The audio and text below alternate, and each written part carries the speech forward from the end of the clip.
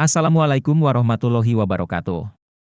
Perkenalkan, nama saya Nanda Farhan Adrianto, dari Fakultas Teknik Program Studi Informatika.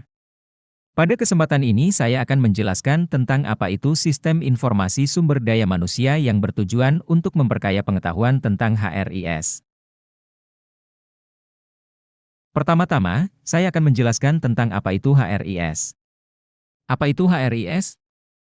HRIS adalah Human Resources Information System atau disingkat HRIS. HRIS adalah program aplikasi komputer yang mengorganisir tata kelola dan tata laksana manajemen SDM di perusahaan guna mendukung proses pengambilan keputusan atau biasa disebut dengan Decision Support System dengan menyediakan berbagai informasi yang diperlukan.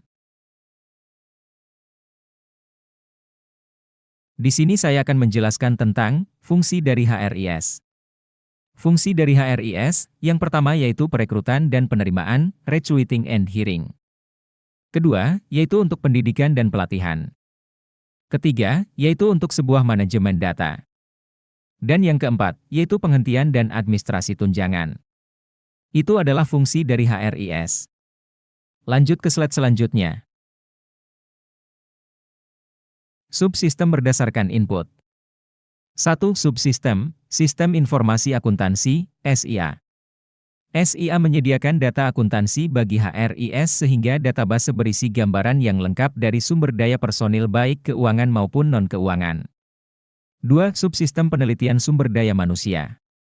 Berfungsi untuk mengumpulkan data melalui proyek penelitian khusus. Contoh, penelitian suksesi, succession study, analisis dan evaluasi jabatan, job analysis and evaluation, penelitian keluhan, grievance studies. 3. Subsistem Intelijen Sumber Daya Manusia. Berfungsi mengumpulkan data yang berhubungan dengan sumber daya manusia dari lingkungan perusahaan yang meliputi intelijen pemerintah, intelijen pemasok, intelijen serikat pekerja, intelijen masyarakat global, intelijen masyarakat keuangan, intelijen pesaing. Data-data tersebut diolah akan menghasilkan sebuah output. Untuk output HRIS dibagi menjadi 6 subsistem, yaitu 1. Subsistem perencanaan kerja, merupakan informasi yang dibutuhkan oleh manajer atas untuk kebutuhan tenaga kerja dalam jangka pendek dan jangka panjang. 2.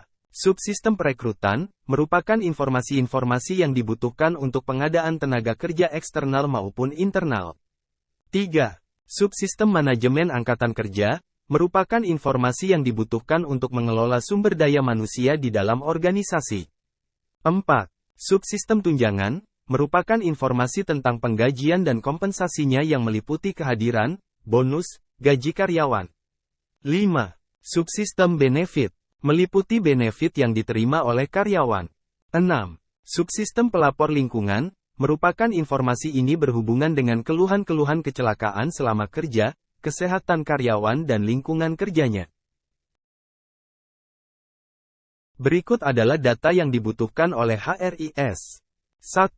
SIA, menyediakan data akuntansi bagi HRIS, sehingga database berisi gambaran yang lengkap dari sumber daya personil baik keuangan maupun non-keuangan.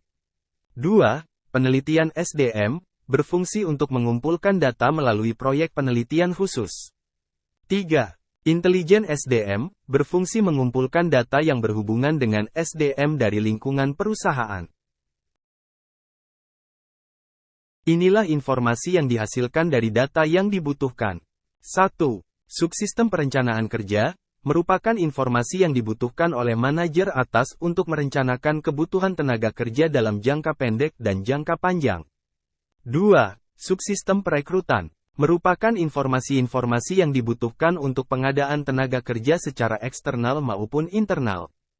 3. Manajemen angkatan kerja, merupakan informasi-informasi yang dibutuhkan untuk mengelola SDM di dalam organisasi.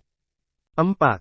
Subsistem tunjangan, merupakan informasi tentang penggajian dan kompensasinya yang meliputi kehadiran dan jam kerja. 5. Benefit, meliputi benefit yang diterima oleh karyawan.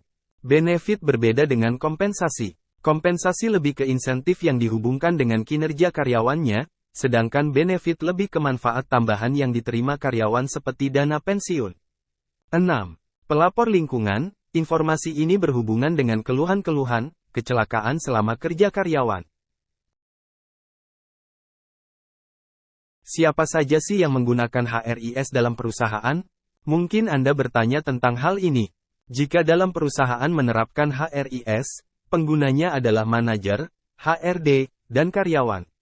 Manajer merupakan upaya monitoring kesenjangan antara standar kinerja yang diharapkan dengan aktual kinerja yang ditunjukkan.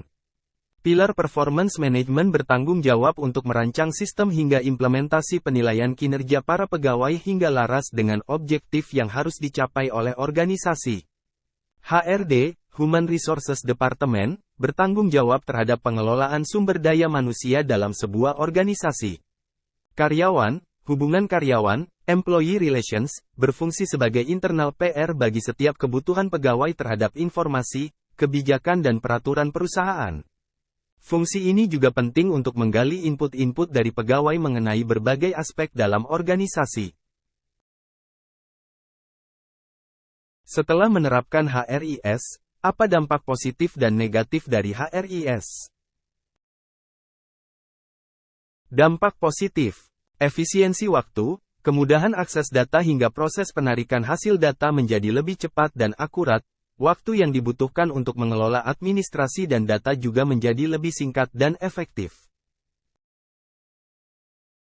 Dampak negatif, misalnya, seperti orang melamar dengan CV online, jika berkas-berkas lamaran, CV dari calon karyawan itu hilang di luar kuasa dari divisi hari, maka mungkin mereka akan kehilangan peluang untuk menyeleksi karyawan yang datanya ternyata sudah lenyap. Sedangkan tak ada backup data para pelamar tersebut. Demikian beberapa hal yang bisa saya sampaikan pada kesempatan ini. Saya mohon maaf yang sebesar-besarnya apabila ada tutur kata maupun tindakan yang kurang berkenan.